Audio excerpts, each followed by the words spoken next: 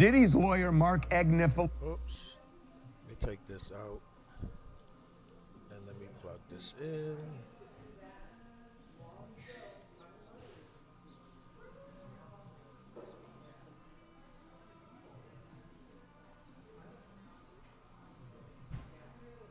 And let me try it again.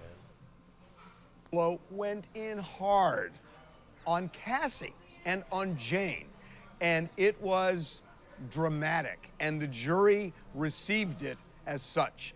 They were riveted. Mark Agnifilo put on a one-man show.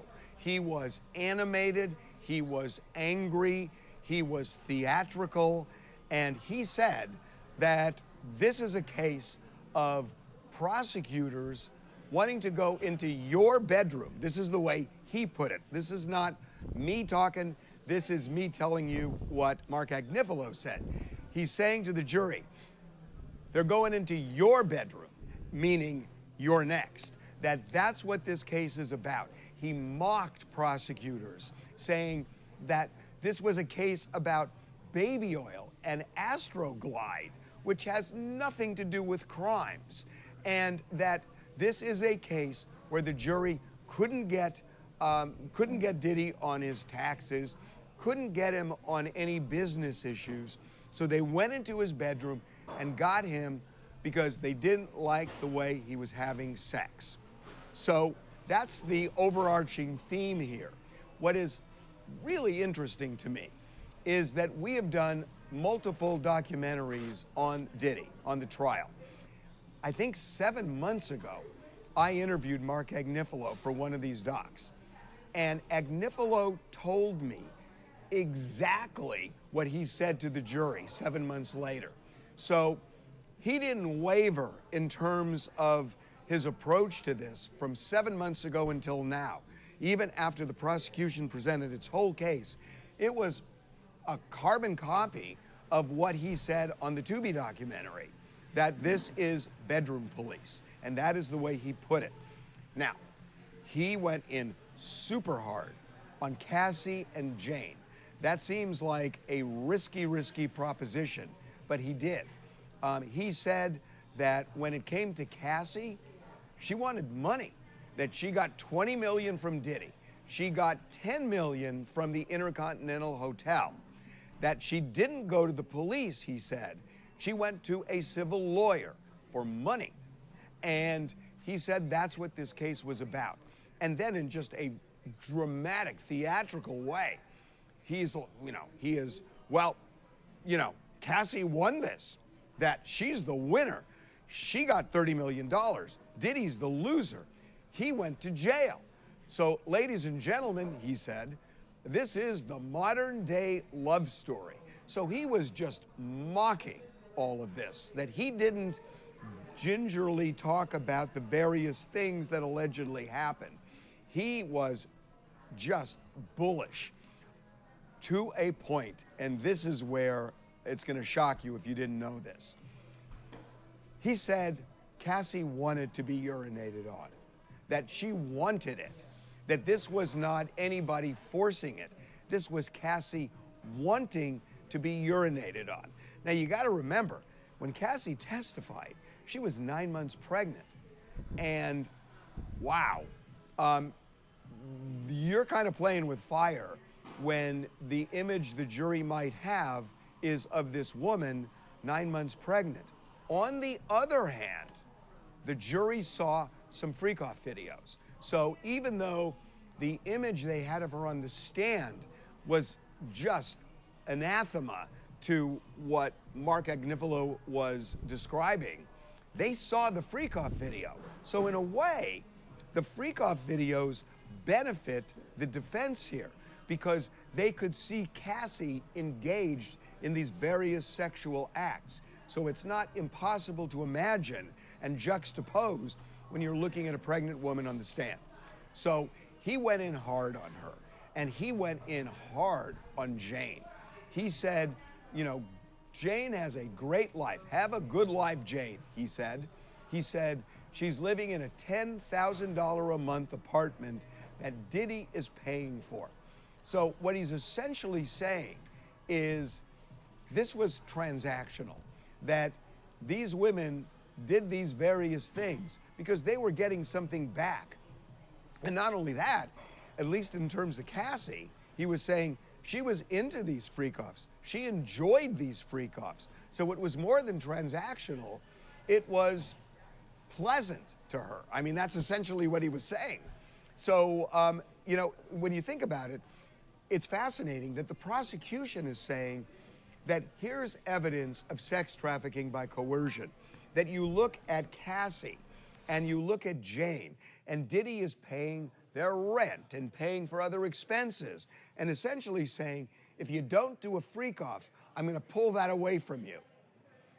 The defense is saying, yeah, he was paying for their rent and he was paying for other expenses and making Cassie a recording star, but it was transactional because they were into it because they wanted that. And if the freak-offs were part of that game, that's just part of the transaction. So they're taking the exact same set of facts, the prosecution and the defense, and they're using it for their purposes, and the jury's going to have to choose which one makes more sense, which is not exactly true because, again, it's a case of reasonable doubt. That if Agnifilo is able to create some reasonable doubt as to consent, as to racketeering, if he's able to create reasonable doubt, that could be persuasive. It could even win the day. What I don't see still is how he gets over the Mann Act. That if you transport a sex worker for the purpose of commercial prostitution, that's the crime. And unless the jury says this is bedroom police, I don't see how he gets out from under that, except that what Agnifilo is kind of telling the jury is ignore that law, that the prosecution is misusing it to get into your bedroom, and that's wrong, and they shouldn't be doing that.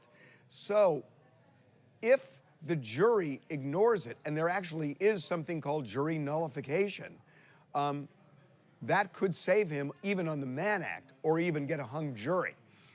Speaking of the jury, they will get jury instructions now on Monday. They will presumably deliberate late Monday morning, and then we will just see. They will be able to deliberate Monday, Tuesday, and Wednesday. Thursday, the courts are closed, but the judge said he would allow them to continue deliberating even on Thursday, even though the courts are actually closed. I am not sure how that exactly works, and again, we have no idea. Hey guys, what's up? It's your boy Talk Williams, host and creator of Hip Hop 50th, and I am going to start probably with a bunch of apologies. And the reason why I'm going to start with a bunch of apologies, because I'm actually sitting in Starbucks going live right from my table, drinking coffee. In fact, I wish I could show you the video, but I can't. But the microphone that you hear me speaking to is actually clipped on to the green stick stir sticking in the top of my coffee cup, because I did get a grande blonde roast, but I know nobody cares about that. Anyway, I want to say what's up to everybody. Thanks for stopping through. It is Sunday evening, or approaching Sunday evening where I am in Chicago, and Monday it will be here in less than 7 hours. Tomorrow, the final days of the Diddy trial, the judge will instruct the jury what to consider, what to think about, what the law is. The judge will remind them of that. Again, I'm going to give you guys a series of apologies because I know in this loud place there's probably a lot of plosives on the mic because I don't have a wind, what they call it, a wind or a dead cat or a wind filter or whatever it is on my mic. So a lot of the plosives are going to come through.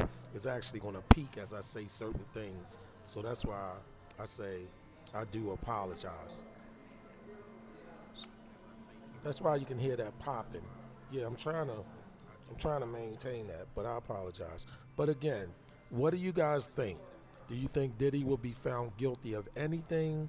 Do you think Diddy will be found guilty of 2 of the counts, which would constitute the RICO Act, which would make it a mandatory 15 years or more? What do you guys think? as I play another clip from News Nation as they talk about the defense and how they did with the jury in their closing arguments. More than 1,000 bottles of baby oil and Astroglide and drugs for personal use. Wow, sounds like a big party. The defense claps back in its closing argument today in Sean Diddy Combs' criminal trial, mocking the prosecution for the highly touted seizures by federal agents in the raids on the mogul's homes. Agents seizing what defense suggests sounds like a Tuesday trip to the local drugstore for Team Combs. The defense today suggested the trial is a farce and that evidence failed to prove any criminal conduct by Combs, but rather highlighted the swinger lifestyle and a modern love story that the record executive enjoyed. I'm criminal defense attorney Sarah Azari, and this is Serving Justice, where we break down this crucial final day before the jury begins deliberations in a trial that has captured the nation's attention. I'm joined today by famed trial attorney and my friend Joe Tacopina, who has defended just a few high-profile clients of his own during his very illustrious career. Joe, thanks for joining us. And plus, a News Nation digital reporter, Sophia Sami Ali, who's been following this trial since the beginning, and News Nation field producer, Tommy Cristaldi, who has been in the courtroom today with a lot of insight. So thank you, everyone. Joe, I really appreciate you coming on. I know you had your own trial. Now you're coming and talking about this brother's trial. So it means a lot to me. I want to start with... No, anything for you, Sarah. Yeah, sorry, I'm in as you could see, because I just came out of court. So anyhow. Yeah, so we'll get you out of here as soon as possible. So, it's okay. So first question to you, Joe. How do you think the defense did in its closing argument? Look, what was expected. Mark did a great job, I thought, in pointing out the fact that they've exaggerated. Look, they're trying to take his lifestyle, which is certainly odd, certainly unappealing to many, if not most, certainly criminal activity involved, and turn that into a racketeering enterprise. And that's, what the defense has been saying all along. I mean, yes, he has this ridiculous sort of fetish thing going on. He has these freak offs where he likes to watch, his girlfriends with other people. But again, we have 3 charges here. One is a racketeering enterprise. He's charged by himself in a racketeering enterprise. I mean, and what's the enterprise? Bad Boy Records? They're not a criminal enterprise. I mean, the guy on top may have committed crimes. That doesn't automatically make an organization a racketeering enterprise. So I think people in the jury are going to be in tune to the fact that, look, a racketeering enterprise is, a serious thing. It's cartels, it's organized crime. Right. It doesn't have to be just that, but it's not one guy on top of a record label who acts like a dirtball at times, does some horrific things, is a domestic batterer. And they own that, Joe. They own the domestic violence. You can't have, just because a guy at the top has committed crimes doesn't make it a criminal enterprise.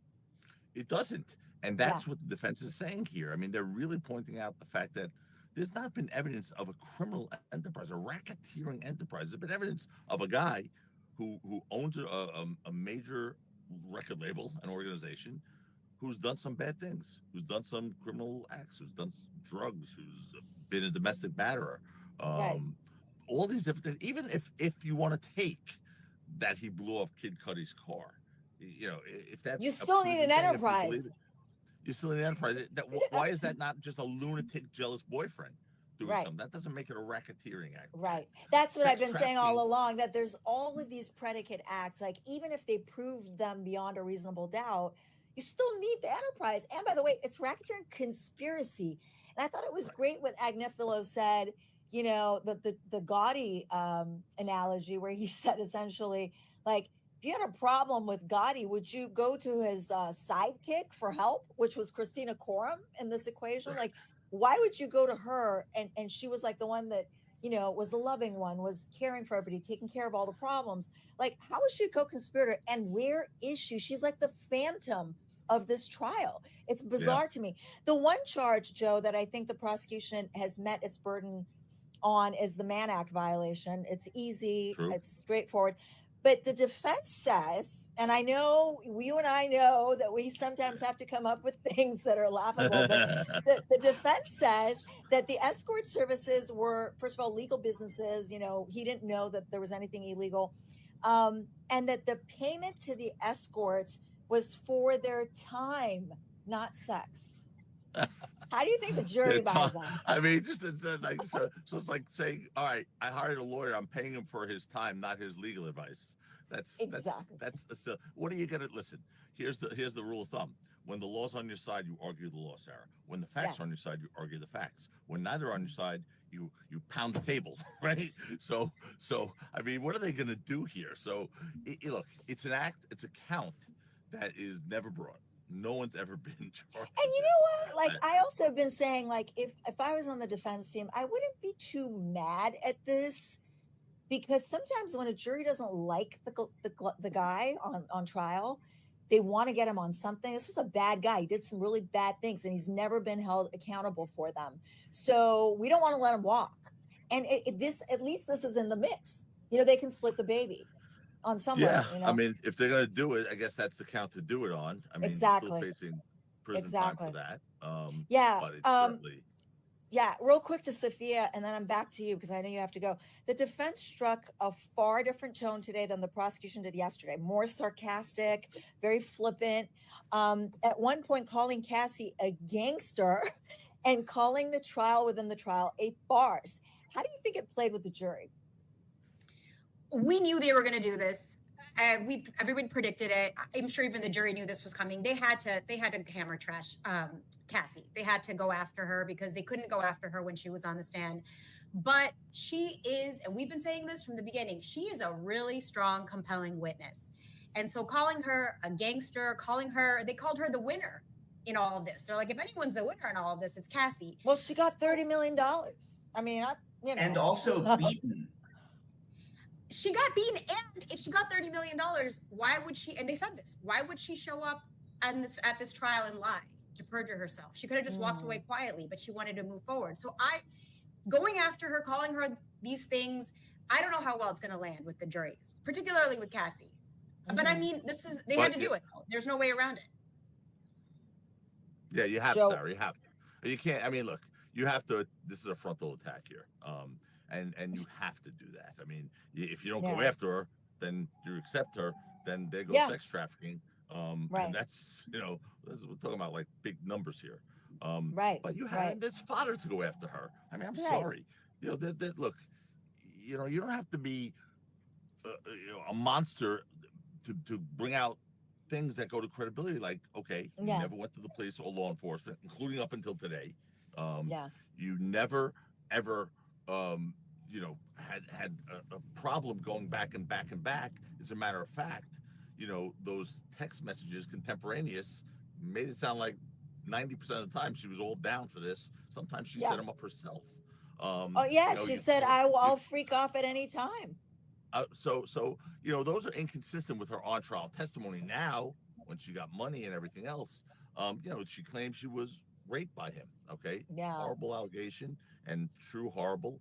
But again, most people who are raped by someone will not go back to that rapist, torturer, tormentor, and have consensual sex with them again. And by the way, at the end, when I'm not saying it's impossible, but just it does go to a credibility factor. It does. And if the defense didn't bring this up, they'd be committing malpractice. And by the way, if every single one of these things, Sarah, were in reverse, if she had gone to the police immediately, if there were text messages contemporaneous with the time of these freak-offs where she's saying, this was against my will, you destroyed me, whatever, don't you know the prosecution would be waving those like a bastion of credibility? So come on. So you have to attack Cassie, and she was attackable. She was attackable, but not directly on cross-examination. Defense attorney Mark, this is for you, Joe. Mark Agnifilo acknowledged Coombs is guilty of domestic violence. They owned it, but of course that's not what he's charged with here. Do you think that was a good move? I mean, I think it was. You know, the jury may not like Combs for that, right? But you know the dangers of an unlikable defendant on the stand. Do you think the jury can separate this relationship that was fueled by jealousy and domestic violence from what he's charged with? Yeah, that's the $64,000 question, isn't it? I mean, that's what this case has been about, as far as I'm concerned. The prosecution, as far as I'm concerned, has really gone through large steps to prove this guy to be a horrific human being. Yeah. Yeah, doesn't necessarily fill the void where the evidence should be of racketeering enterprise or sex trafficking, but they want the jury to dislike him so much that they'll maybe soften the standards, and that's not how we're supposed to do it here. He is unlikable, but you never know, because there's some jurors who could be like, yeah, okay, he's a piece of garbage, but come on, this is wrong. I mean, what they're doing to him is wrong. And if you get one of those and a hung jury happens, and I think it takes one person. I thought it was a really brilliant move when Agnifilo just mocked the raids of his homes. He's like, oh yeah, the streets are now safe from Astroglide. Like what? You took a bunch of baby oil and Astroglide and personal drug, small amounts for personal use. Like, what are you doing? You made this huge big deal in press conferences and with the media, and so I think that really kind of toned it all down. Tommy, I always love your read of the jurors as they're hearing these closing arguments. Did you note anything specific about that African American female that was nodding? Yeah, totally. The News Nation field producers have collectively started calling her the smirker, because for the duration of the entire trial, she's been kind of smiling and nodding along with a lot of what the defense has offered as their attempts to undermine these witnesses' credibility. She's really been buying into it, especially I noticed it during Jane's testimony, during Bonna's testimony, and I certainly noticed it during the closing argument today. She was struggling not to laugh when Mark Agnifilo was saying that the streets were safe from Astroglide, like full on biting the inside of her cheek, trying not to let out a laugh into the courtroom. She was nodding along, certainly. Oh, many of the jurors smiled and laughed when Mark Agnifilo was talking about how basically this was just Diddy and Jane were just doing homemade porn, and they found these escorts on these websites and they tried to emulate it, and he seemed confused about the logistics of pornography websites, and the jury was laughing. There were times when I think he took it a little too far with his tone today, but I think the conversational approach really landed. The homemade porn went to what argument exactly? The free cops were. Yeah, it was related to basically saying no. The videos that exist of Jane, that was because that was what they were into. That was a big part of their lifestyle, was what he was arguing, and so the jury was laughing at that. This same juror nodded when he said, "This is all jealousy over a yacht." It seems to me that she doesn't buy into stuff regarding Jane in particular. She seems a little bit more sympathetic to Cassie. She was nodding along, almost a satisfied nod when it was mentioned that Cassie walked away with $30 million. I think regardless, I'm not in a position. Like she thought that Cassie deserved the money, basically. I think so. But I do want to say, I'm not in her head. I don't know what she's thinking. It is totally possible that she is laughing, but is thinking, maybe she's laughing because she thinks the defense is being ridiculous. I think, though, that if there's going to be one juror that is going to be the holdout, it's her. Jury, it's her. For sure. Was the fact that his family was in the courtroom, was that sort of unnoticed by the jury? Do you think it made a difference in terms of this guy's a family man? Mark Agnifilo pointed to them. He started this morning. He said, here are 6 of his 7 kids, and the only reason the 7th isn't here is because she's a baby, and he drew attention to it. And yesterday, I think it was yesterday, one of the alternate jurors walked in, and I saw him mouth to himself, oh, geez, there's a lot of people in here. Well, a lot of people were Diddy's friends and family, Sean Combs' kids, the mothers of some of his children. Today, Fahim, his security guard, was there, which was crazy because we've heard him named all throughout the trial. As a co-conspirator, yeah. Right. And today he was sitting in the gallery with the rest of the family. So I think that I don't know that necessarily had an impact on the jury. I didn't necessarily see the jury glancing over in their direction. And I didn't really observe too many reactions from his family today, one way or the other, in the way that I kind of did yesterday. But they were definitely there, and they were certainly a presence. Yeah. And by the way, tonight, I believe King Combs, Diddy's son, posted that Kanye's dropping a song about Diddy and freeing Diddy. So that's going to be kind of interesting. I'm sure that in the lyrics should influence the jury. Then there you go. right, exactly. Yeah, exactly. So Joe, this goes to all of you. With you first. The jury gets the case on Monday. guilty or not guilty, starting with Joe on each of these counts? Okay, Sarah, I love you, but that's like reading tea leaves, right? I mean, Yes. someone Come is in on. the courtroom there. Your analyst is in the courtroom saying, okay, what he thinks and all that stuff. But I've been in the courtroom. I still don't know what the hell's going on with the jury. I Because know, but you I get know, the but lady just who's smiling and laughing and doing all that, she could be like, yeah, you're so damn guilty, but I'm going to have fun with, you just never know. I know, So but if to you me, were gonna, okay, if you I'll had a call crystal it, ball, okay, so I'd say not guilty racketeering, not guilty sex trafficking, guilty Mann Act. not guilty on sex trafficking on both of these women, right? Is that what you're Yeah. saying? Yes, Okay. because I don't think Okay. it's a sex trafficking Okay. case. But Right. No, I agree with you. I just think there are two instances of instances of coercion, one by blackmail and one by force, that are really bad because they're in the context of a freak off. But I did like the way that the defense sort of neutralizes the freak off into like homemade porn so that this looks less like sex trafficking. But I could see how a jury could go the other way. Cassie's a toss up for me, but Sophia, your verdict. Okay, so I'm going to stay with what I've said before. I think we're going to be guilty on prostitution. We are going to be not guilty on sex trafficking for Jane. Guilty on sex trafficking for Cassie, not guilty on racketeering. And Tommy?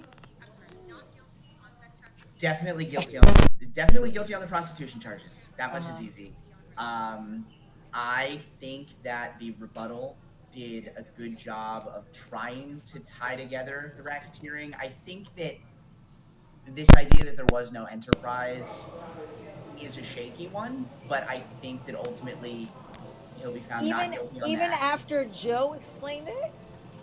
Yeah, I mean, they address. He's like, you can't run an enterprise by yourself. Yeah, but they Tom, address. you are not on my jury. You are not on my next jury.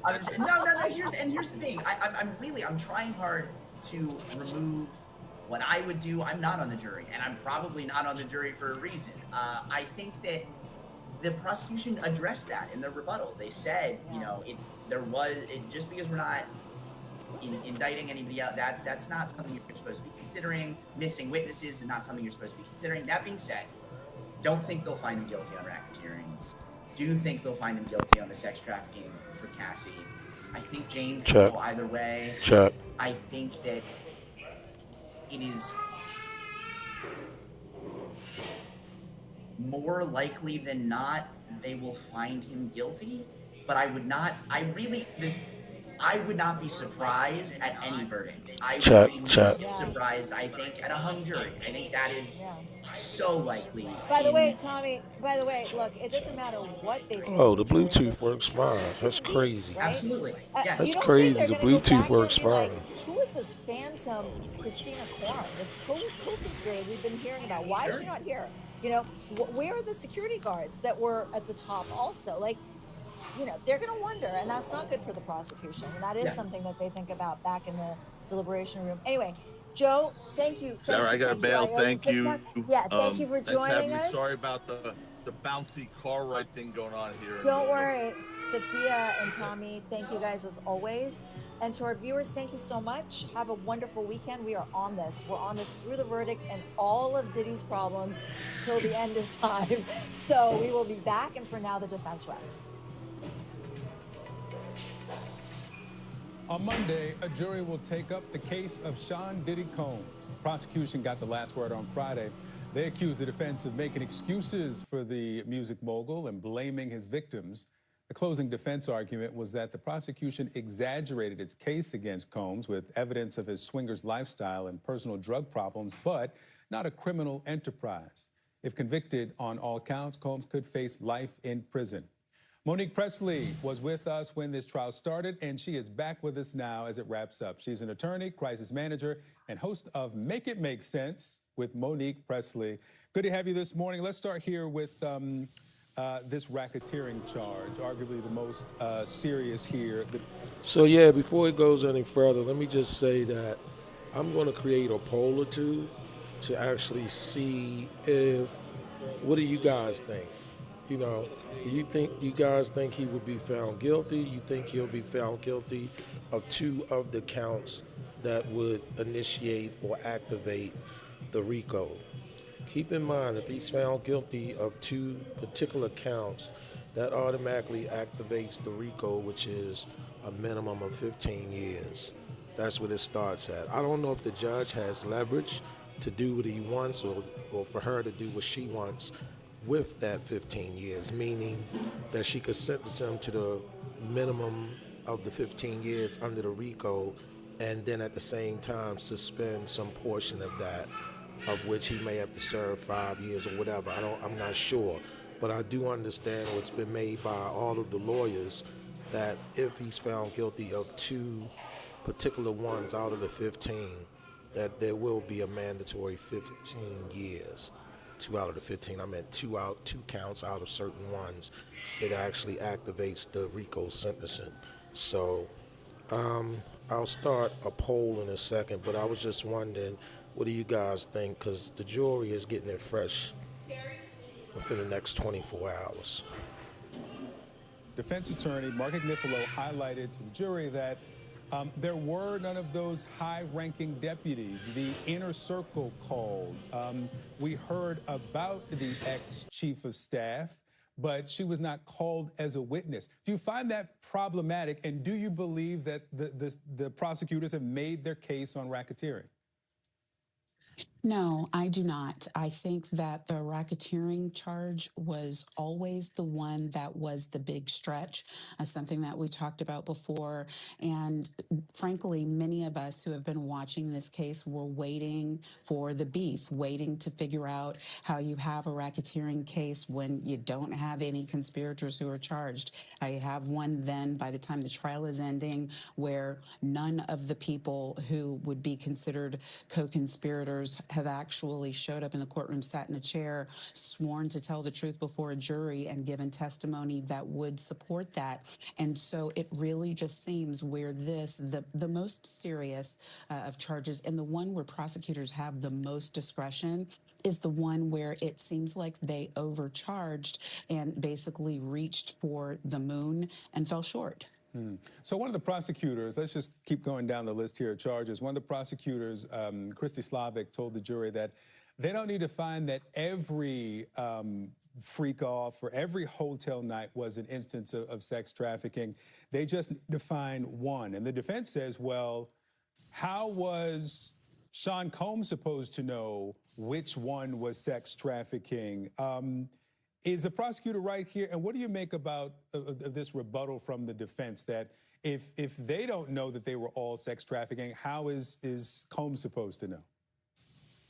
Well, and that's an obvious one, right, that I think the jury will understand once they're instructed on Monday morning. There still has to be intent. You've got to prove the mens rea, the specific intent to commit a crime. You can't just do a thing and not know that it is a crime and not mean to do it. And for this particular offense, have it be the case, yes, the prosecution is right. You would need to see that it happened at least once, but it would have to be that it happened with intent and knowledge of the defendant.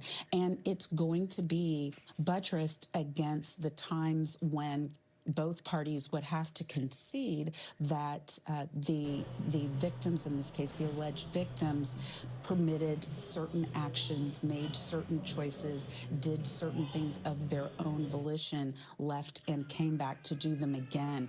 And so the jury is going to have to balance that. Is that something that they would buy? That a person would 16 times intend to do a particular act, but then on one night, absent any proof of physical coercion, that one time was against their will.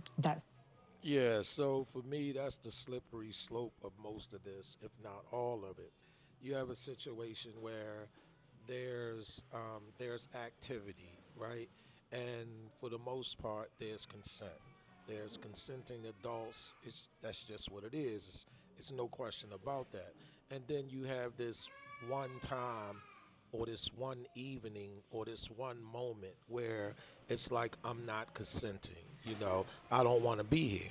And then shortly to follow that, you have several more consentings or consents.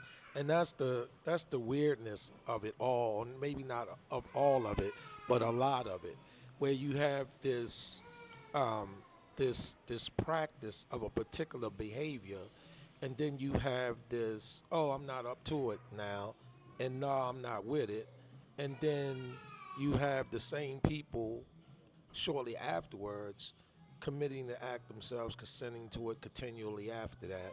And for me, that slope, that sliding scale of, moving it down here, backing it up here, like the judge says, one time that the person does not consent is enough. It doesn't have to be every time. It doesn't matter if they agree to it 12 times. It's the one time that they're basically saying, no, I'm not with it. That is going to be the issue, okay?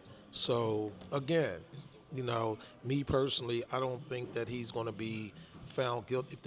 If the instructions come through correctly and the jury understands the instructions as such, I think that the jury will probably be mindful of which counts to not convict him of, so that he doesn't get convicted of the racketeering, the RICO.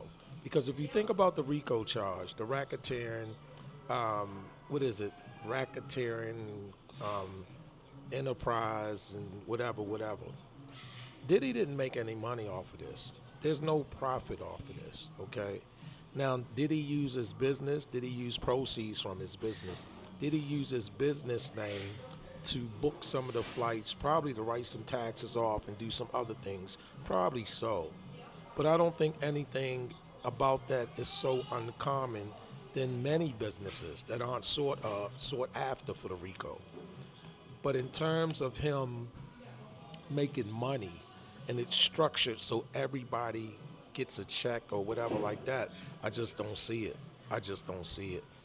I don't see that. And I don't believe that the jury will see it that way. I think they will find him guilty of several counts, many counts, and I think he should be found guilty of many counts. I just do not agree with any combination of those accounts where it activates the RICO, which puts him in a position where he receives the minimum mandatory of 15 years or more. Think about it this way. Diddy is 55 years old, okay? Federal time works like this. It's 85% of the time. So if you have federal time and you have to serve 85% of that time, if Diddy was to get 10 years, that's 8.5 years he has to serve minimum. If he was to get 20 years, that's 17 years. So if you add 17 to his current age of 55, you're talking about, 72 years old or something like that. It's just crazy. So that's why, it's really, I don't know. I would feel like it just wasn't right to get him on the RICO Act. But again, it is what it is. Something that the jury's going to have to ferret and figure out. The prostitution charges, the prosecutors put up this board. They showed 27 men that they say were engaged by Sean Diddy Combs. They only called 2 witnesses. Those 2 witnesses did not testify that they traveled across state lines, which would be the federal nexus. They say that they were not prostitutes. They were not paid for sex. However, there was sex, and afterward they were paid. Who has the stronger case on this? I mean, again, you remind us that the burden is on the prosecutor, but have they reached the threshold? This is one, frankly, Victor, where I was surprised, and a couple of other people, legal scholars who have been doing analysis with, were surprised, because we thought that this was kind of the easiest of the charges from the beginning. We thought this was the slam dunk, but then when it came to the state having to actually put up the proof, and the 2 that they put on the stand, as you said, did not cross state lines, which is supposed to be required, and don't really have it locked in that even though there was payment, that the payment was by Mr. Combs, and that it was for the purposes of sex. This is, to me, where the prosecution still has the stronger case compared to the other charges. But as I said before, this is one of those weird niche times where a jury's going to do what they want to do. They're going to get those instructions. You hope that they're going to follow them to the letter because that's what makes the system work. But if they believe that they've seen enough for prostitution and buy the prosecution's argument on this, then I think that, compared to the other charges, is the one where we may expect to see a conviction. Do you give predictions? Better question, will you give a prediction in this case? I will say what should happen to me for sure is that there is a not guilty finding on the more serious offenses of racketeering. I think that there's been too much mud allowed in the water of other uncharged crimes for there to be a not guilty across the board. Mr. Combs' attorney was correct when he said that would be a courageous, bold thing to do.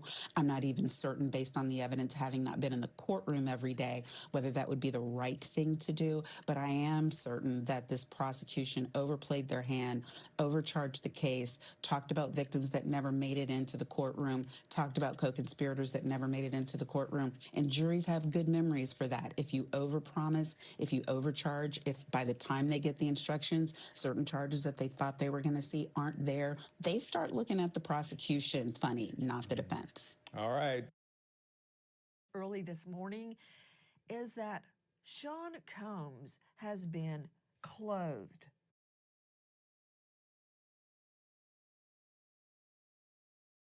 Yeah, I always giggle, or a lot of times I smirk or chuckle sometimes when I look at Nancy Grace, because while I understand her role and her position as a reporter, an analysis, a crime fighter, and tragedy was brought to her doorsteps about some family members as well as friends. I'm not sure if they are kids or whatever the case is. So, shout out to Nancy Grace for the job that she has done to serve others in the process of what it is she does.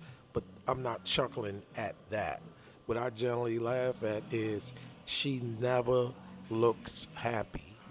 Like, she never looks like, man, if I had to wake up to that despondent, distraught, stressed out look every morning, it's just not, I'm not going to say it's not enough money, but it would take plenty of love for me to do that, because it's like, man, the face of her just, how can I have a happy morning looking at that? But anyway, let's listen to what she says. In respectability, in celebrity, in billions of dollars, and everything that can buy, the private jet, the mansions all over the world, the designer clothes, the fancy restaurants, people at his beck and call. But she pointed out that for all the fame, wealth, power, and privilege, he is not above the law. And he's not. Remember that quote Tisa tells, where one minion says to the other, pointing up to a picture of Combs, "This is his kingdom, and we're just living in it." Explain to me how the jury responded to her argument. His enterprise, and the way she said the word enterprise, it was dripping with disdain. Their only goal was promoting and protecting and fulfilling every sexual desire that he had, okay? They enabled him to commit crimes. When she said that, the jury furiously taking notes. They even looked over at Sean Combs' side, not directly at him, but at the side where all his loyal supporters and family were sitting, and protecting him from law enforcement. When they said that, a few jurors' brows actually furrowed. It's almost like they were cutting through all of the BS from the last 4 weeks, cross-examinations, and cutting through to what the heart of this case was. And it became clear to everyone, I think even Sean Diddy Combs, that he is not going to beat this. Tisa tells, what exactly did Slavic say about Sean Combs' wealth, fame, and privilege? What she talked about was In a failed swoop, she did an amazing job of explaining away the reason why so many of these assistants that got immunity were sitting there saying, I think Sean Combs is a great man. He taught me so much, because she called them minions, foot soldiers, young, naive kids that were willing to do anything to be part of the organization. But she pointed out, Brendan Paul got paid $100K to do these illegal things for him. And Christine Cornum, KK, she got paid six times as much. I said, wow, KK got paid over $500,000. But also in that moment, they firmly put the onus on Diddy, KK, and his security staff. And they actually said that even though the names may have changed, the core group stayed the same, and they were the enterprise. And everybody else, no matter what they said, whether they knew willingly or not, were nothing but minions and foot soldiers that carried out all of his desires. Standing by outside the Monaghan Federal Courthouse, Tisa tells, closing arguments for the state commenced this morning, and the fallout has been spectacular. Tisa tells, I found it very interesting, and this is important, that Slavic kept referring to Sean Combs' employees, as I say, his minions, because not all of them were his employees. Some were just starstruck and willing to do whatever he wanted. But she described them as foot soldiers. And you know, you got to be a foot soldier to do what they did. Some of them going into hotel rooms after freak-offs and cleaning up the bodily fluids. You know, that's a nice way of saying sweat, blood, dope, food, alcohol. I mean, it was rank. The hotels, as we've talked about many times, would charge up to $47,000 to clean a room after a freak-off. That would be a minion that would do that, right? And she talked about that in closing arguments, didn't she, Tisa? Yeah. Now, that was a brilliant visual display. She referred to the security as lieutenants. She named them all: Fahim, D-Rock, Uncle Paulie, Rubes. Said that they were armed and ready, okay? They said, remember David James? Remember how he said he was taken at gunpoint down to go confront Suge Knight with guns flying down the hill? It was an amazing, amazing image to just say that, no, this was a real criminal organization. But it didn't stop there. They then showed the pictures of the guns and the magazines, saying there were 2 AR-15s with serial numbers filed off. There were rifles with serial numbers filed off. And then they said, listen, this was an enterprise, and KK and the security gave the orders. And then they put up this visual of 11 of all his security people, 11 men standing there looking a little bit unseemly. She said, looking unseemly and saying they called the shots. And then they went back to his workers. They said, maybe he didn't know. They were young. Maybe the workers didn't know, the flunkies, the minions. Maybe they were young and naive, but they followed orders, and they were nothing but foot soldiers that followed KK and security say. Again, they put everything in focus, and a lot of people whispering, if Diddy is convicted, I don't know, if I was KK and anybody that was part of his lieutenant security team, I would be very, very worried right now, because the government has called you out. When, if ever, was the last time you checked your home's title? Well, if you're like me, the answer is never. So stop what you're doing and make sure your title is still in your name immediately. Go to HomeTitleLock.com, use promo code Nancy. You also get a free title history report plus a free 14-day trial of their $1 million triple lock protection. Free. That's 24/7 title monitoring, urgent alerts to any changes, and if fraud should happen, they spend up to $1 million to fix it. Go to HomeTitleLock.com now. Use promo code Nancy. We are live at the Monaghan Federal Courthouse, where it's all culminating today, closing arguments in the Sean Combs sex trafficking trial.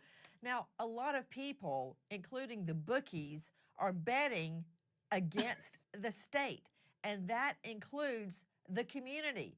It's my understanding that there is a Resurrection Victory tour, a world tour being planned for Sean Combs. What?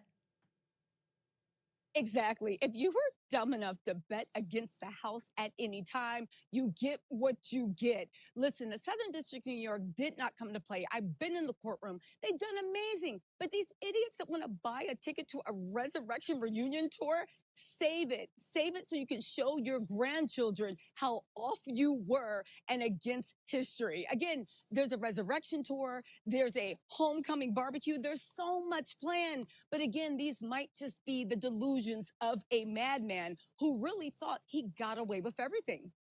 Joining me, Joshua Ritter, criminal defense attorney, former prosecutor, star of Courtroom Confidential on YouTube.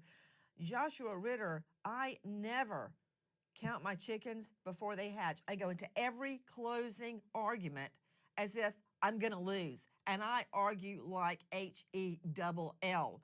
That's pretty bold to be going in to closing statements as if you're going to win. Listen, you got to have confidence, right? If you don't have confidence, what else are you left with? I think you have to at least applaud that. There's, whether or not the jury agrees with all of that is to be seen, I suppose. But you're certainly not going to limp into these closing arguments feeling like the case is already settled. Okay, in addition to a so-called Victory Resurrection tour, to Tisa Tells joining us outside the courthouse. Everybody, those of you just joining us, closing arguments going down throughout the day today in the Sean Combs sex trafficking trial. I understand there's a big July the 4th party planned, and I'm not talking about behind the walls of MDC. Diddy's team, again, I don't know if they have smuggled that man some Tucci into jail, but Diddy's team has been convinced that he is coming home. They have convinced him that he is coming home and that they have mounted such a strong case and poke holes in the prosecution's case so much that it's not going to be 1, 2, 3, 4, 5 days of deliberation. That by July 4th, this man will be home to literally kiss babies and shake hands to his loyal followers that prayed for him and brought him home. Again, it defies logic that even if you sat through these summary charts, and they were long, arduous days, that any jury could get through this mountain of evidence in time, whether they decide not guilty or guilty, to have him home safely. But again, time will tell. But Diddy has, listen, there's a lot of probably dead pigeons in Central Park, a lot of alleged sacrifices going on. We will see. But right now, this is a man that swears he is coming home. Let's talk about closing arguments as they are going down in the Monahan Federal Courthouse throughout today. Tisa Tells, who is in charge of closing arguments for the defense? Agnifilio is in charge of closing for the defense. He has perfected the, oh, shucks, Your Honor, this is my first day in federal court. However, it might be effective. The male jurors around Mark's age seem to be very receptive to him. And even when he's made his arguments in court, they always respond very well. I think it was very strategic. Looking at the way the jury sees the reflection in Mark to a certain point, it's going to be interesting to see how much actually carries over. But for right now, Mark seems to be their secret weapon. Okay, to Josh Ritter joining us, criminal defense attorney. It's not like you can pass it off like in a football game. You can just throw it to your favorite player in the middle of a run. It doesn't work like that.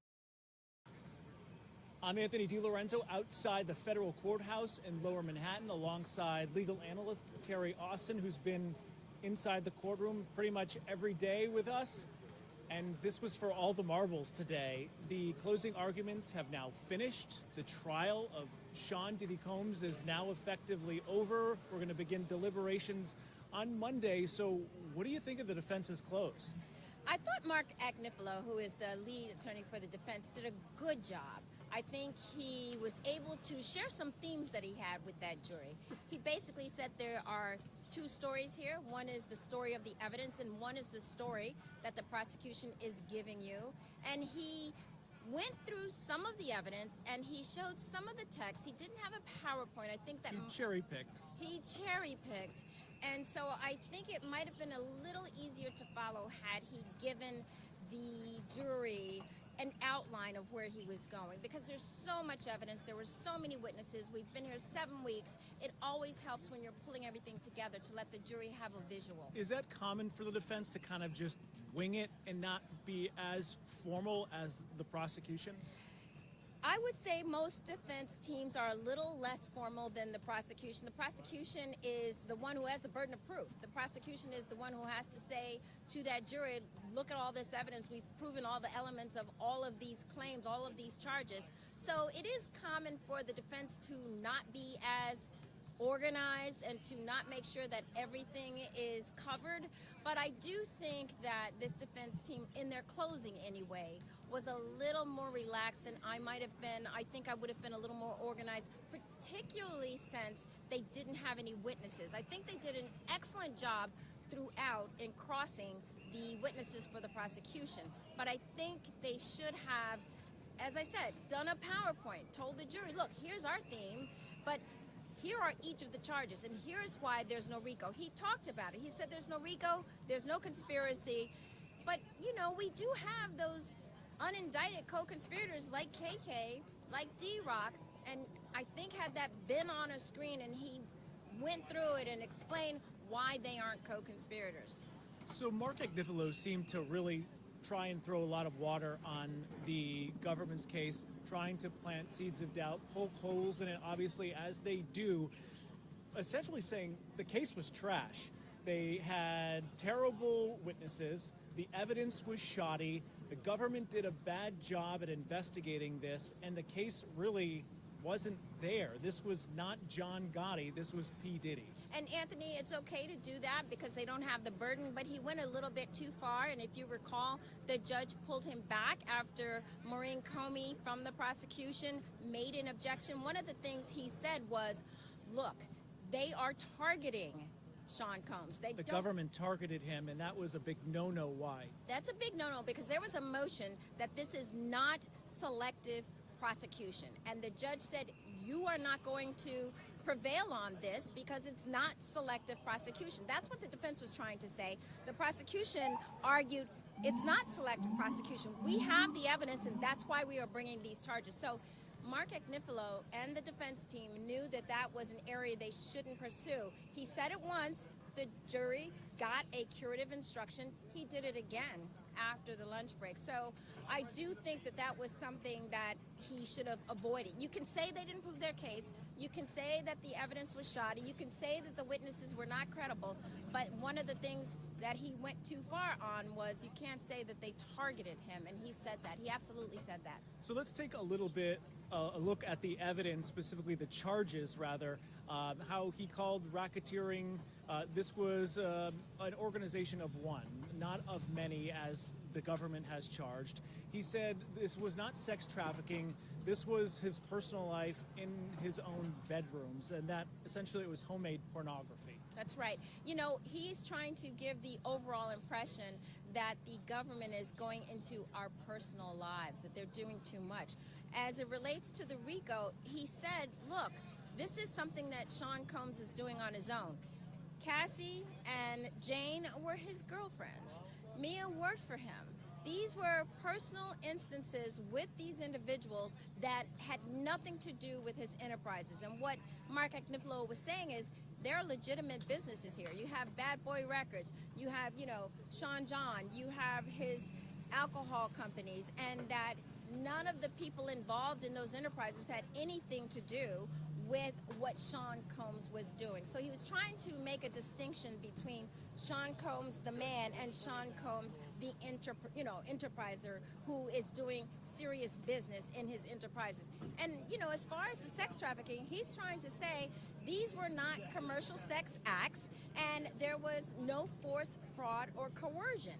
And the evidence shows that there was some force, certainly as it relates to Cassie. It's very hard to get around the Intercontinental incident. Which he said was, that was Sean trying to go and retrieve his phone, and he took some bad drugs, which made him act like that. Yes, and I think when you heard Comey get back up on the rebuttal, she basically said, that's laughable. So I don't know how I would have honestly handled the Intercontinental incident because it's hard to explain, and I think he said what he could, that he was going after his phone, that it was domestic violence, that it had nothing to do with sex trafficking, that she wasn't forced. But I think it's hard when you're in the middle of a hotel. We know that Jules was there. He's one of the escorts. And you literally physically see Sean Combs, you know, pulling her, knocking her down, kicking her, and that's sort of hard to refute. Last with Mark Agnifilo's case, he said that this was not prostitution.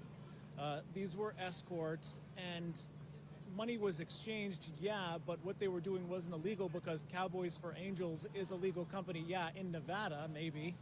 Yeah, I think that was a difficult argument to make, especially when you saw Combs get back up and say that text that he showed with the head of Cowboys for Angels, where he said, Sean Combs said, I'm not paying for that because he didn't finish the job. Clearly, the job was a sexual activity. So I think it's a little bit different. All along, I've said, as between the RICO, the sex trafficking, and transportation to engage in prostitution, all along, I've said I think that's the easiest one to prove. And the way Comey handled that on her rebuttal, I think she thinks the same thing.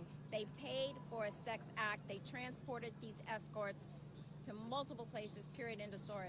So Comey, who got back on for the rebuttal, was very forceful in pushing back against all of these theories, saying it was laughable, and that, of course, the defense is going to try and say these things, but in the reality of it is these women were tortured. They were made to be sex slaves, and yeah, they could have liked it a few times, but it just has to take one where they didn't. That's right, and I think in the original closing argument by Christy Slavic, she said the same thing, and Comey reinforced it. And the reinforcement is, look, this is sex trafficking. These women did not want, and she went into details about, they didn't want to have UTIs and have sex. They didn't want to be beaten and bruised and cut and have sex. Clearly, this is force, fraud, and coercion. So I think she is demonstrating, I think both of those closing arguments, both by Slavic and by Comey, demonstrated that that sex trafficking involved force, fraud, and coercion. And I think as far as the transportation to engage in prostitution, that's a hands down. There was money exchange, and there were some instances where Sean Combs himself made the payment, not just Jane or Cassie, but Sean himself. It's hard to refute that. The RICO is really what's probably going to get stuck with a lot of these jurors. And she said, look, this guy can't even get himself a bottle of water or plug in his iPhone himself. Of course, he had these people carrying out all this stuff because he wouldn't take no for an answer for anyone. So after hearing all of this, what do you think we have in terms of a verdict? I think it will take a couple of days because the judge is going to charge them Monday morning. It'll probably take a few hours. It's a long charging document. And I think because they'll have lunch, and then after lunch, they'll really start with the true deliberation. I think it's going to take at least a day and a half, in my opinion, maybe more. How do you think the verdict goes? I think it will probably be a split verdict. It's hard to say, Anthony. 2 out of 5, 3 out of 5? I think that the RICO is probably going to be the hardest. But they just need 2 predicate acts, and they could easily pick a sex trafficking, and they could pick one other. The bribery is pretty easy to show. They paid that $10,000 to hide that tape. But the other argument is, you know, they did it because they didn't want negative publicity. I think that's a little stretch. But in any event, I think if they get any acquittal, it would be on that RICO. I'm not saying they will, but if they do, they will get it there. And I think they'll get the sex trafficking as it relates to Cassie. And I think they'll get the transportation to engage in prostitution for both of them. And so we were paying close attention to the jurors during all of this, and we noticed at least 2, maybe 3, were really in the defense's pocket, nodding along, smiling, agreeing with everything he was saying. So that's a telltale sign of that there's going to be some holdouts on this jury. We shall see next week as jury starts to deliberate on Monday. Terry, thanks so much as always for being here. That's the latest out here from Lower Manhattan. We'll see you next week for jury deliberations at the Diddy trial.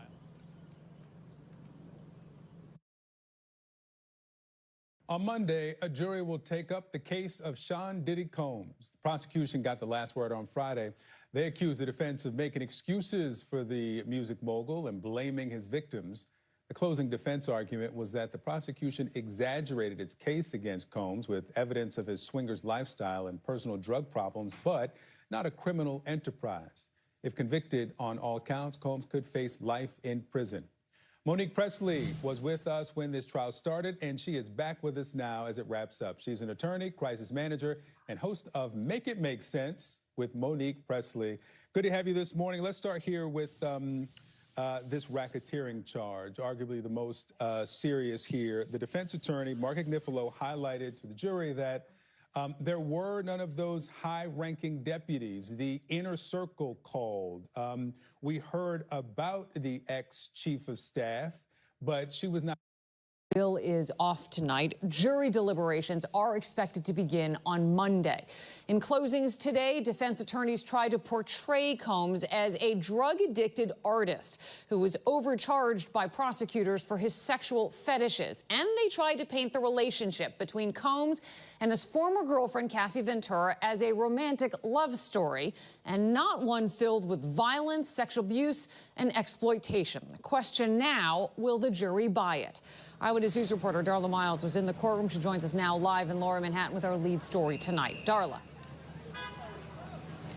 Well, Liz, this jury has been taking copious notes over the last 7 weeks, and they were very attentive over the last 2 days of lengthy closing arguments, both by the prosecution and by the defense. But now they're going to have to wait until Monday to talk about it. In closing arguments Friday, defense attorney Mark Agnifilo, using wit, sarcasm, and charm, trying to convince a jury to return Sean Diddy Combs home to his family, saying the most important part of this case is Sean Combs.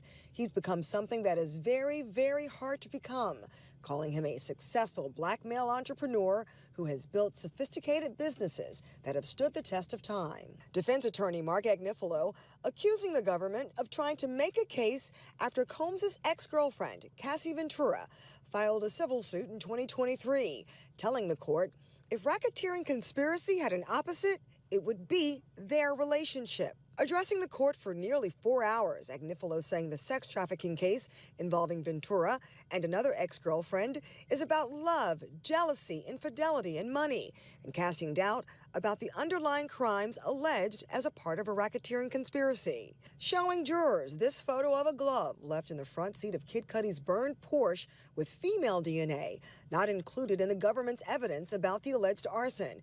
That a polygraph examination of a former personal assistant for 5 days, 20 years ago, when she goes home every day, is not kidnapping. And as to the days-long drug-fueled sexual encounters with male escorts at the core of the sex trafficking case, Agnifilo telling the court he's not making any money from this. He's swinging. They're swinging. This is their sex life. But Agnifilo conceded that Combs was physically abusive to Ventura during their 11-year relationship, saying the case was instead about domestic violence. Combs' 6 adult children and his older mother seated 2 rows behind him in the courtroom. He was hyper-focused on the closing. Agnifilo telling jurors, this case is badly, badly exaggerated. It's made up. Now, federal prosecutors had an opportunity to rebut defense closing arguments. They spoke for about an hour and a half, and they say basically this was about Sean Combs' world where the word no was not an option, and he just spent his closing arguments, the defense did, blaming the government for his lies. We will be back Monday when deliberations begin with the jury. Reporting live in Lower Manhattan, Darla Miles, Channel 7, Eyewitness News.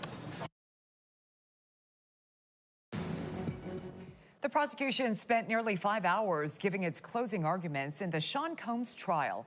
U.S. Attorney Christy Slavic portrayed Combs as the leader of a criminal enterprise who engaged in prostitution and racketeering. Her theme was Combs doesn't take no for an answer. While today, the defense gets its turn. Harvey left.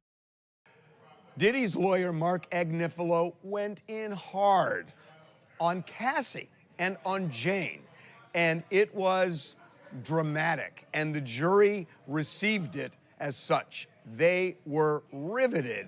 Mark Agnifilo put on a one-man show. He was animated, he was angry, he was theatrical, and he said that this is a case of prosecutors wanting to go into your bedroom. This is the way he put it. This is not me talking. This is me telling you what Mark Agnifilo said.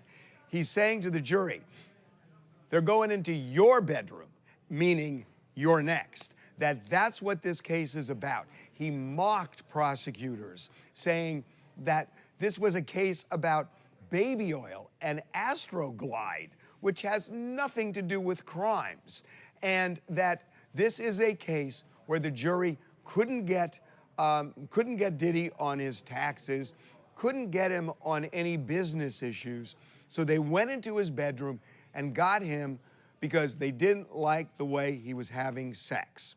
So that's the overarching theme here. What is really interesting to me is that we have done multiple documentaries on Diddy, on the trial. I think 7 months ago, I interviewed Mark Agnifilo for one of these docs. And Agnifilo told me exactly what he said to the jury 7 months later. So he didn't waver in terms of his approach to this from 7 months ago until now. Even after the prosecution presented its whole case, it was a carbon copy of what he said on the Tubi documentary, that this is bedroom police, and that is the way he put it. Now, he went in super hard on Cassie and Jane. That seems like a risky proposition, but he did. He said that when it came to Cassie, she wanted money, that she got $20 million from Diddy. She got $10 million from the Intercontinental Hotel. That she didn't go to the police, he said. She went to a civil lawyer for money. And he said that's what this case was about. And then in just a dramatic, theatrical way, he is, Cassie won this, that she's the winner. She got $30 million. Diddy's the loser. He went to jail. So, ladies and gentlemen, he said, this is the modern day love story. So he was just mocking all of this, that he didn't gingerly talk about the various things that allegedly happened. He was just bullish to a point, and this is where it's going to shock you if you didn't know this. He said Cassie wanted to be urinated on, that she wanted it, that this was not anybody forcing it. This was Cassie wanting to be urinated on. Now, you got to remember, when Cassie testified, she was 9 months pregnant. And wow, you're kind of playing with fire when the image the jury might have is of this woman 9 months pregnant. On the other hand, the jury saw some freak-off videos. So even though the image they had of her on the stand was just anathema to what Mark Agnifilo was describing, they saw the freak-off video. So in a way, the freak-off videos benefit the defense here because they could see Cassie engaged in these various sexual acts. So it's not impossible to imagine and juxtapose when you're looking at a pregnant woman on the stand. So he went in hard on her, and he went in hard on Jane. He said, Jane has a great life. Have a good life, Jane, he said. He said, she's living in a $10,000 a month apartment that Diddy is paying for. So what he's essentially saying is this was transactional, that these women did these various things because they were getting something back.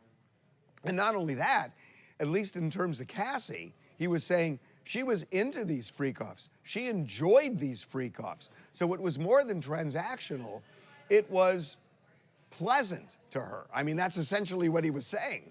So, when you think about it, it's fascinating that the prosecution is saying that here's evidence of sex trafficking by coercion, that you look at Cassie and you look at Jane, and Diddy is paying their rent and paying for other expenses, and essentially saying, if you don't do a freak-off, I'm going to pull that away from you.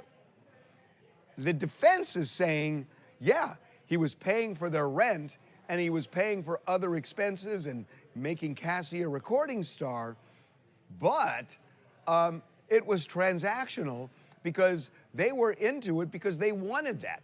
And if the freak-offs were part of that game, that's just part of the transaction. So they're taking the exact same set of facts, the prosecution and the defense, and they're using it for their purposes, and the jury's going to have to choose which one makes more sense, which is not exactly true because, again, it's a case of reasonable doubt. That if Agnifilo is able to create some reasonable doubt as to consent, as to racketeering, if he's able to create reasonable doubt, that could be persuasive. It could even win the day. What I don't see still is how he gets over the Mann Act. That if you transport a sex worker for the purpose of commercial prostitution, that's the crime. And unless the jury says this is bedroom police, I don't see how he gets out from under that, except that what Agnifilo is kind of telling the jury is ignore that law, that the prosecution is misusing it to get into your bedroom, and that's wrong, and they shouldn't be doing that. So if the jury ignores it, and there actually is something called jury nullification, that could save him even on the Mann Act or even get a hung jury. Speaking of the jury, they will get jury instructions now on Monday. They will presumably deliberate late Monday morning, and then we will just see. They will be able to deliberate Monday, Tuesday, and Wednesday. Thursday, the courts are closed, but the judge said he would allow them to continue deliberating even on Thursday, even though the courts are actually closed. I am not sure how that exactly works. The prosecution delivered their play out. I expect to see a lot of strange things take place. I expect to see the defense team do a lot of steps to lighten the image of Combs, and we've been watching that take place. Somebody didn't want me to do this interview. I've had FBI come to my house before and tell me they found a threat against my life. I'm a person who believes that the Epstein's list is very similar to Diddy's list. I had sent in a video of the guy, Combs, walking around, collecting everyone's cell phone before they get onto a yacht to go party. Well, after 7 weeks of a trial that's rocked the entertainment world, the prosecution has now rested. The defense, meanwhile, started to wrap up their response in just 20 minutes with no witnesses called and without putting Diddy on the stand. So his big homie's surprised by how the trial has played out. Does he think the verdict will be guilty or not guilty? And is he concerned for his own safety if Diddy was to walk free? Well, I can delightedly say the big homie is with me here in London in the main studio. Big homie, welcome. Hello, sir. Thank You're you for having me. in the heart of Uncensored here. Absolutely. It's a pleasure. It's an honor. I'm glad to be here. Why are you here, first of all, in London? Well, you know, I have a lot of engagements, speaking events, a lot of podcasts. So I'm really on a European tour right now. Yeah. Yes, sir. And due to the situation, the circumstances, I decided that it's probably best for me to live outside of the States at this point. Really? Absolutely. So you won't be going back? No, sir. For how long? Indefinitely. Really? Absolutely. But you've emigrated, you've left? Yes, I've left. Wow. Why? You know, we've got some intel about certain things, and shout out to my brother Dugar and the rest of our team. You know, there are some adequate and imminent threats to me. And, you know, I made an agreement with my mother that at a certain age that I would eventually, you know, try to settle down, have a family, and I wouldn't partake in violent acts and stuff like that anymore in the line of work. So, you know, I always took my education seriously growing up, and my mom did a well job to make sure myself and my brother were cultured. So it's been a nice integration process for me. I'm loving London right now. Do you think you'll set up home here? Definitely. Really? Absolutely. You feel safer here? Definitely I do. Absolutely I do. You know, I'm at the local Sainsbury's and like people stopping me for... After our first interview, a lot of people tuned in. Yeah, 3 million people watched that interview. It was huge. Right, that's huge, that's huge. Did you get a lot of reaction to it? I got a huge, almost an overwhelming reaction. You know, a lot of support. A lot of people were really interested to see you and I have a conversation. Yes. And a lot of people were pleased by it. So I've got some reaction here. We took some comments off the Uncensored YouTube channel. No doubt. What you got? Eve Carr said, I've literally fallen in love with Big Homie. There's nothing more attractive than a man genuinely wanting to protect women and kids. I hope he stays safe. Wow. And then Gerald Slivka said, you, sir, have huge balls. He means you, for doing this interview. Hats off to you. I applaud you for what you and your team are doing. I hope you and yours are well protected. And at Think IT said, Homie was very, very careful. You can tell he knows a lot. He just can't say it on air. I hope this guy is safe and continues to do what he does best. On that last point, are you careful? Have you been careful about what you say publicly? Yeah, very, very, very careful how transparent I am, due to the fact that, you know, there are still victims that I want to protect their identities. And I just feel like a proper gentleman should always be wary of his etiquette. And, you know, I'm far from a slouch. I'm a formidable opponent for anyone, but no man is invincible, and Father Time is undefeated. You know, I'm not 20, 21 years old anymore. You know, it takes a longer time to recover from things. You know, we got to do the Diddy trial. I'm going to play some sound bites from the prosecution's closing. The way I'm able to do that is one of my favorite Twitter accounts for staying up on Diddy Trial news is at Diddy Trial Daily. I don't know who's behind it, but he's doing a great job.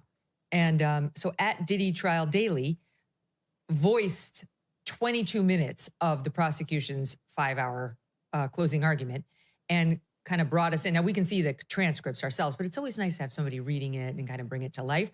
So when we play sound bites from the prosecution's closing argument, which was done by a woman, not by this guy who's a man, but in any event, you'll hear these excerpts. It's just from this guy on the internet who I follow, who's been following the case very closely. Okay, here are, I'm just going to go through it, Maureen, some of these.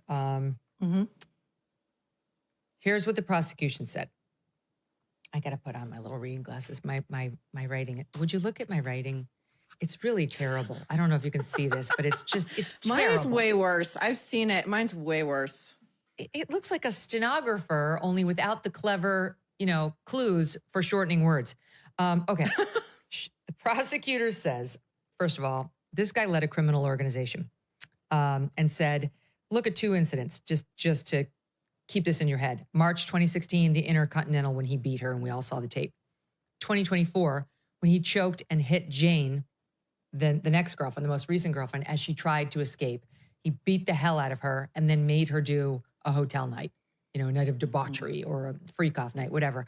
Time and time again, they talked about how with Jane in particular, she would beg him to just have a normal relationship, to show her any sort of normal affection, saying, I'm not an animal. I'm not a porn star. I just want to have a normal relationship with you. And he'd say, okay. And he'd say, we're going to go out to dinner. And they'd show that he had ordered the sex worker as soon as he hung up with her. And after he beat her, he called a sex worker. After she was crying, after 2 sex partners at one of these freak-offs or hotel nights, she threw up, said, I can't do this. And he said, you get back out there. You got to do number 3. And she, that's what the prosecution's starting with. You remember, just to kick it off, 2016 Hotel Intercontinental in LA, what happened to Cassie when she tried to leave a freak off and he got beaten up in front of our very eyes on that tape. 2024, he choked and hit Jane as she tried to escape because he was determined to watch her do what he wanted to watch her do.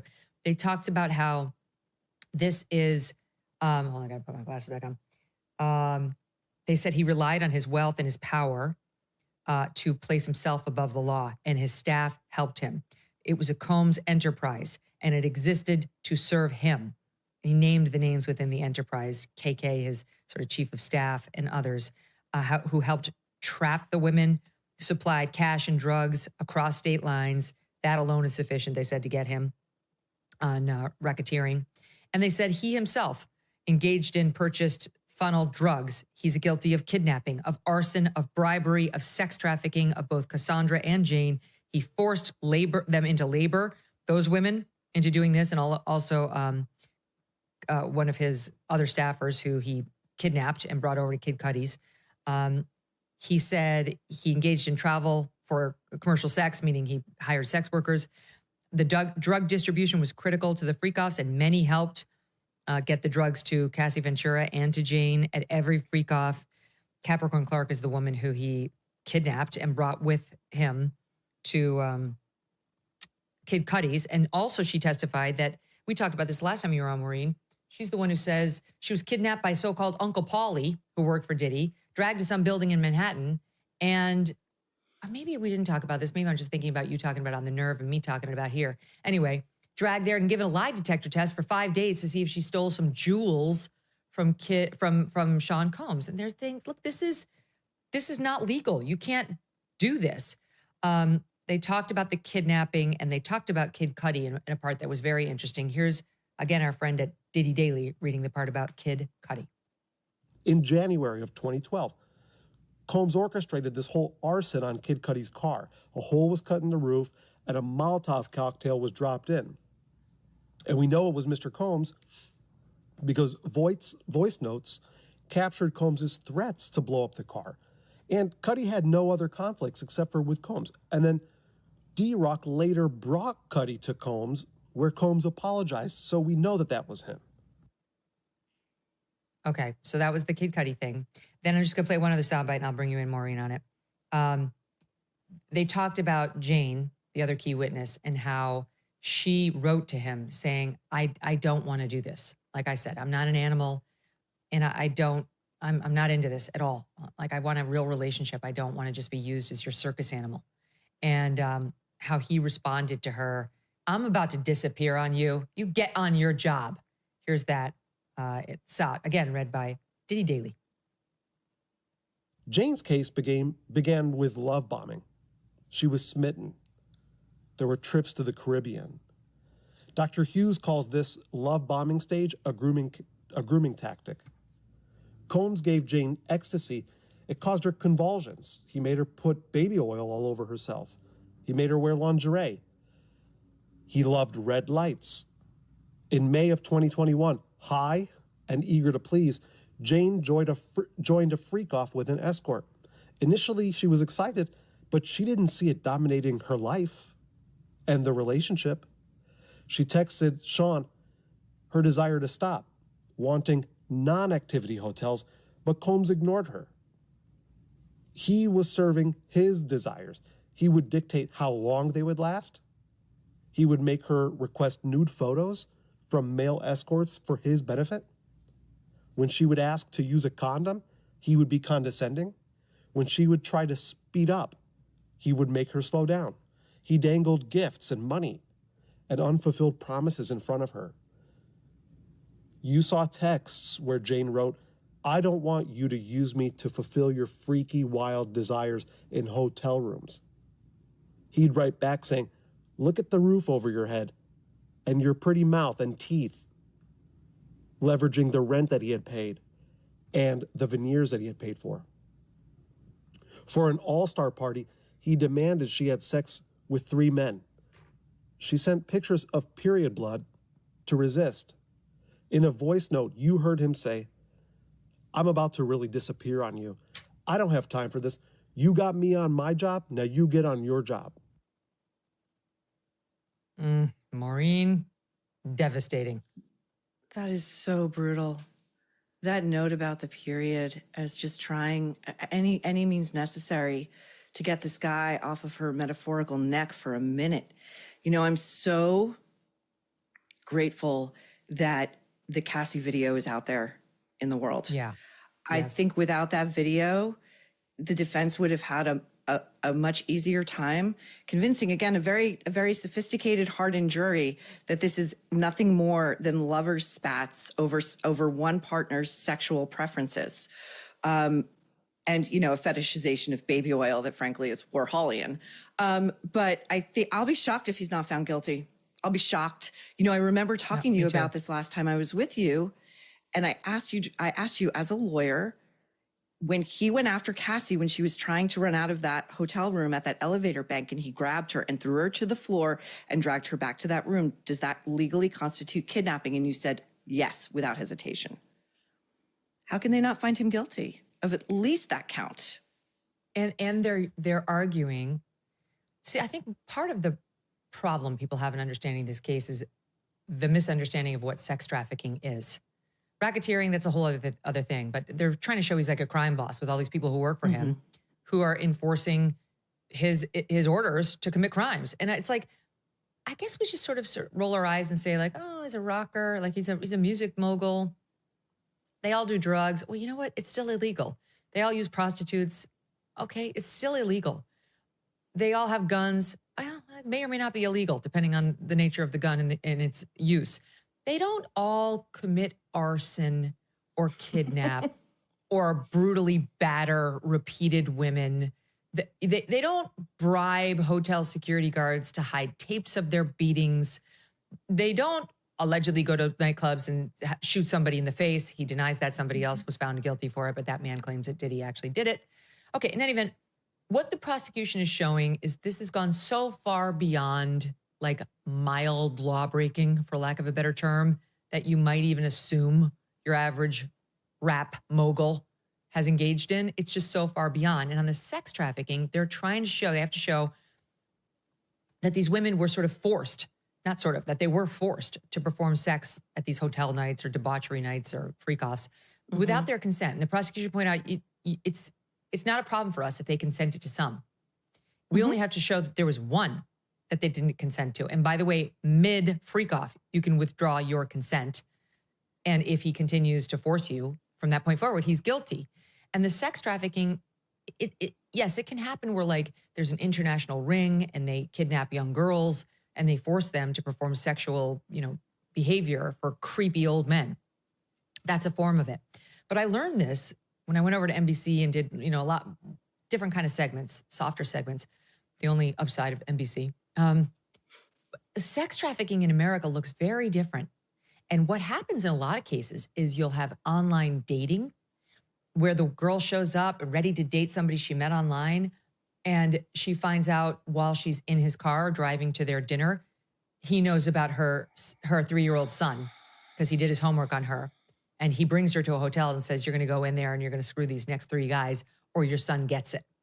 That is absolutely sex trafficking, forcing someone to perform a sexual act by force or threat.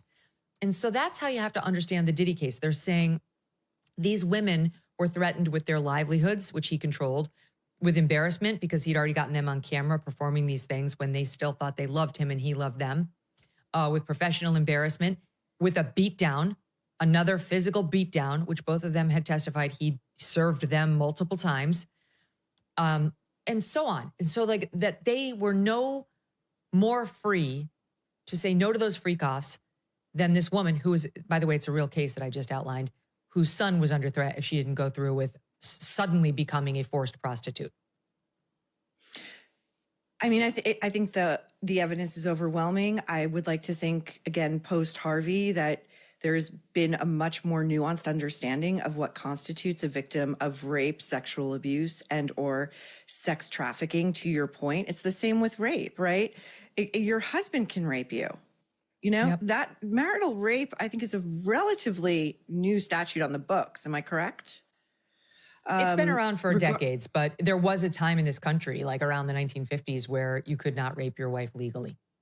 Yeah, that to me feels like the blink of an eye, The Diddy thing, what I wonder, how much do you think, because human beings are human beings, that emotionality is going to play into this verdict? Because there were multiple reports that the times that the jury was forced to watch those videos of the freak-offs, that at least half of them looked visibly ill. I think the jury's going to do the right thing, and that's a conviction. I actually think he's going to be convicted on all 3 counts: racketeering, forced sex trafficking, and obviously the the transport of sex workers across state lines. That one they just should have pleaded guilty to, because it's just, they have him dead to rights. The only defense to that it was offered in the defense's opening where they suggested they weren't coming for sex. He wanted to talk about like their feelings. He wanted them to come for like emotional support. Like I was like, would you just admit that one, okay? In any event, he's definitely going down. If he doesn't go down on that, it's total jury nullification. That's kind of the one that will show us whether this jury was just enamored with his fame and fortune and power. If he's found not guilty on the traveling people for sex trafficking or for prostitution, because he very clearly did that. There's really no defense. But I think he's going to be found guilty on all three of the charges. And what's happening now is kind of interesting because you've got Agnifilo. He's the lead defense counsel up there doing his closing. And Agnifilo, again, just as a reminder for the audience, represented the NXIVM cult founder, Keith Raniere, from my hometown. We're known for more than this. Albany, New York. Wow, 2 stars out of there. Yeah, right, 2 stars. It failed. He did this same thing that he's doing now with this jury, which is like, oh, this is utter nonsense. I'm looking for my papers on him. Oh, this is utter nonsense. Oh, this is bullshit. Here it is. You're smarter than that. And the jury was like, we are smart and we see right through you. But here's some highlights of his defense. Ladies and gentlemen of the jury, let's talk about who Sean Combs really is. He's a self-made Black entrepreneur. Had to get that in there, Maureen. A visionary, a man who built real businesses so successful and groundbreaking that major players chose to partner with him. Don't take my word for it. Derek Ferguson told you that himself. He was a witness. You think it's easy to be Sean Combs? It's not. How many witnesses sat in that chair and admitted they were pushed, challenged, even changed by him? Those assistants, they said it felt like Harvard Business School. They were pushed so hard. Did they like it? No. But did they grow from it? Absolutely. They didn't always like him, but let's be honest, they loved him, even the ones suing him today. Now, by the way, all of that, I could actually say that about my team. I think I push my staff to the point where it's like a Harvard Business School education, and that maybe they don't always like it, but they grow from it. But I didn't actually ask them to like give me drugs or clean up after my sex romps, or I didn't kidnap them and subject them to lie detector tests. I didn't bring them with me for a kidnapping or an arson against somebody else. I don't force them to get my drugs. It's a long list.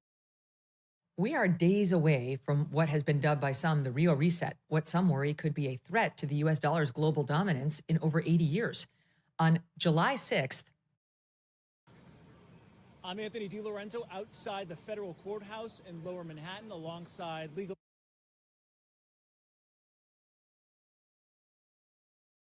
He was able to share some themes that he had. Bill is off tonight. Jury deliberations are expected to begin on Monday.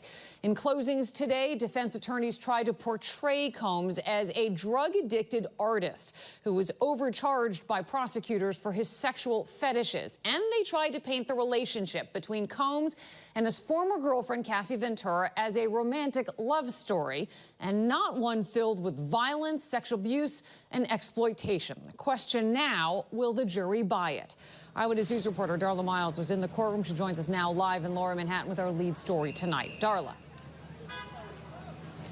Well, Liz, this jury has been taking copious notes over the last 7 weeks, and they were very attentive over the last 2 days of lengthy closing arguments, both by the prosecution and by the defense. But now they're going to have to wait until Monday to talk about it. In closing arguments Friday, defense attorney Mark Agnifilo, using wit, sarcasm, and charm, trying to convince a jury to return Sean Diddy Combs home to his family, saying the most important part of this case is Sean Combs. He's become something that is very, very hard to become, calling him a successful Black male entrepreneur who has built sophisticated businesses that have stood the test of time. Defense attorney Mark Agnifilo accusing the government of trying to make a case after Combs' ex-girlfriend, Cassie Ventura, filed a civil suit in 2023, telling the court if Racketeering